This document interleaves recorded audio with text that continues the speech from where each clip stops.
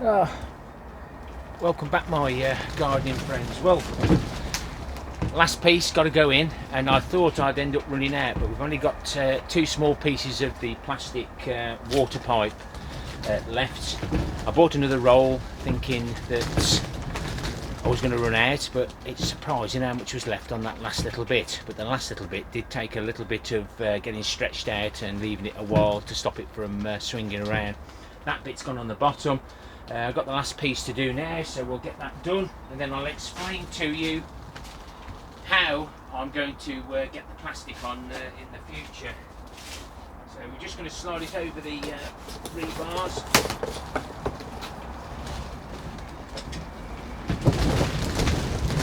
Again, it's really windy.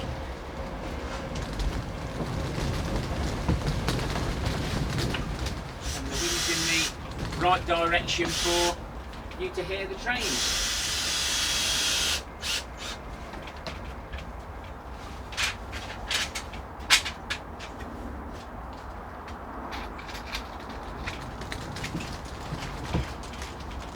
A little bit awkward on your own, but so I'm just having a little look to see how much plastic I need there. Just mark the pipe.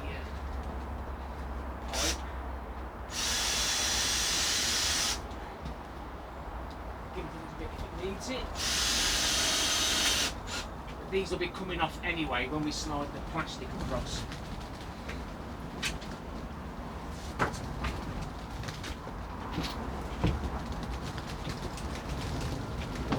Next step, before I forget, is to pop this one in.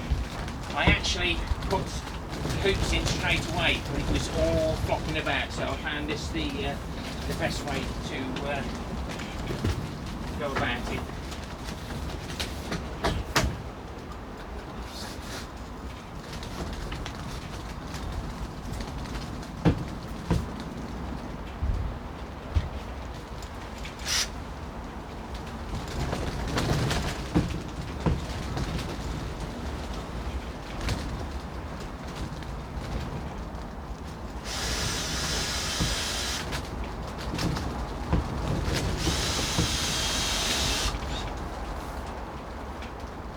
You can always adjust it, it won't hurt if this gets a few extra holes in it.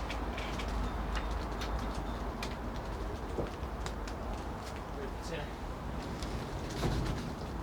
considering I've just bodged it as we go along,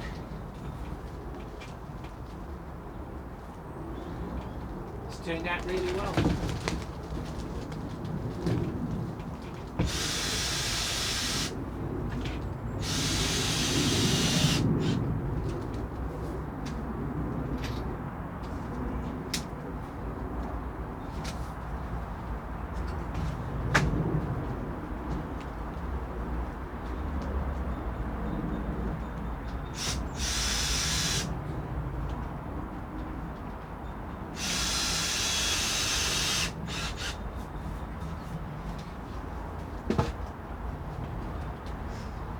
So my intentions are to undo the screws, drop it down slightly to get us a gap, put the two screws back in that side so we've got a bit of a gap, then I'll slide the plastic across. But I'm going to mark the plastic, fold it in half, mark the plastic so we get a nice straight line, mark it up here, fasten this up, pull it each way, fasten it all down, and then pull the plastic on each side. Now this wooden batten can come off, and this one, and then the plastic will come round the pipes onto here. We'll put another batten on there, take this batten off, do that, extra battens along here, and so forth, and that will be the same for the other end. That's what I think might happen. But I've got some volunteers, so let's see how that goes. And I've already contacted a Polytunnel company and asked some questions, what plastic to use. I'm just waiting for them to come back to me now and to see what I need. But yeah, we'll see what happens.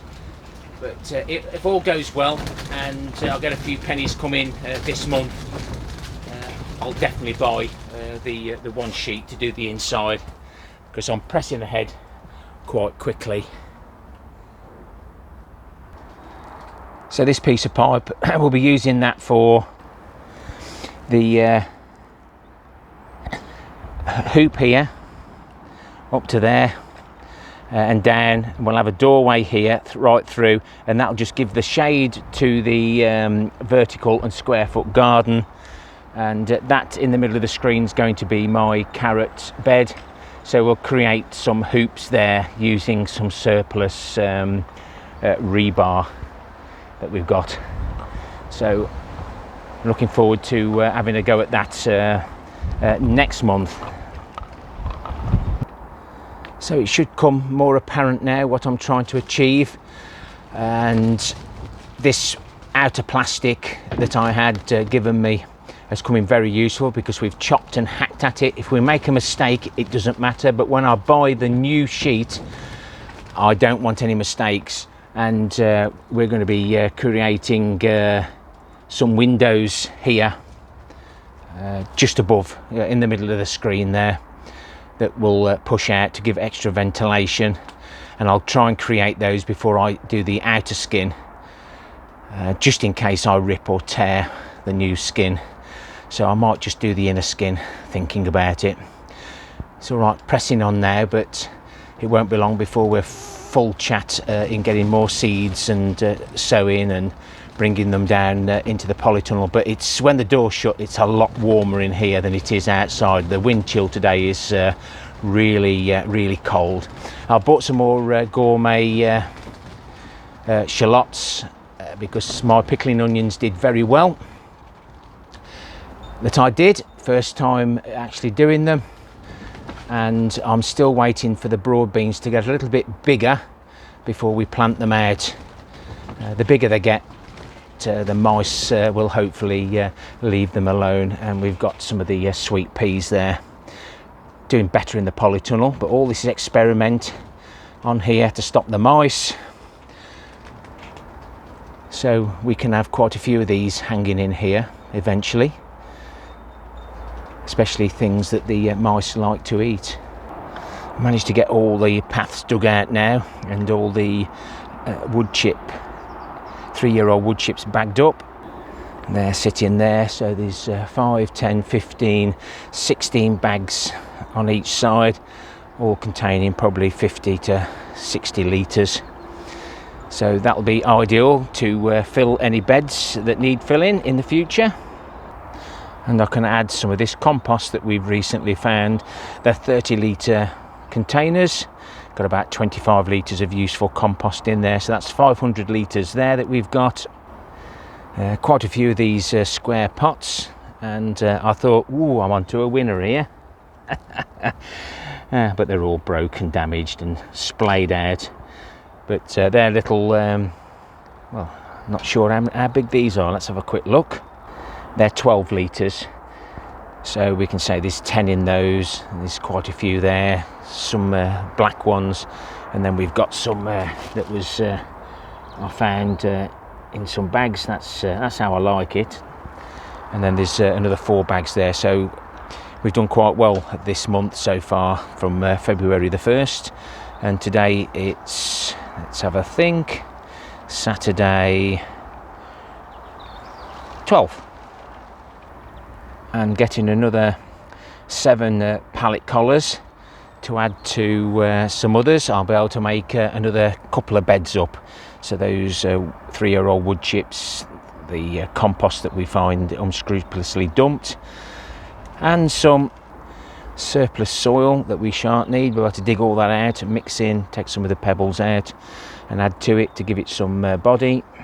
Then I've just got to decide where I'm putting them. Do I put them here, or do I wait till I get all the potatoes out of the overwintering potatoes? We'll see. They're not hurting as they are at the moment. Let's have a little look at the snowdrops.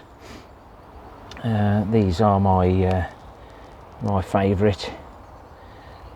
I had these off Nick at Nick's Allotment, and we managed to get most of this weeded. Now we can see the snowdrops again. I do need to get the spade in there. No good just chopping the tops up. I've got to try and pull as much root out as I can and finish off this bit of weeding. We're due a hell of a lot of rain on Sunday the 14th of February 2022, so I'm going to put all these on the ground so they can soak up some moisture, because when they have a good grow it takes some getting apart, and the best way is to make sure there's plenty of moisture in it. It breaks up so much easier. And get that done. I must say I do get a few comments about the size of the polytunnel, but when I've got my grapes hanging from the ceiling, not literally of course, it'd be a great growing space. Please remember, thumbs up, thumbs down for the interaction. Leave me a comment as always, and have a look at the playlist and the end screen to see all of this build from start to where we are now. Happy gardening to you all. Till next time, my friends. Ta-ra for now.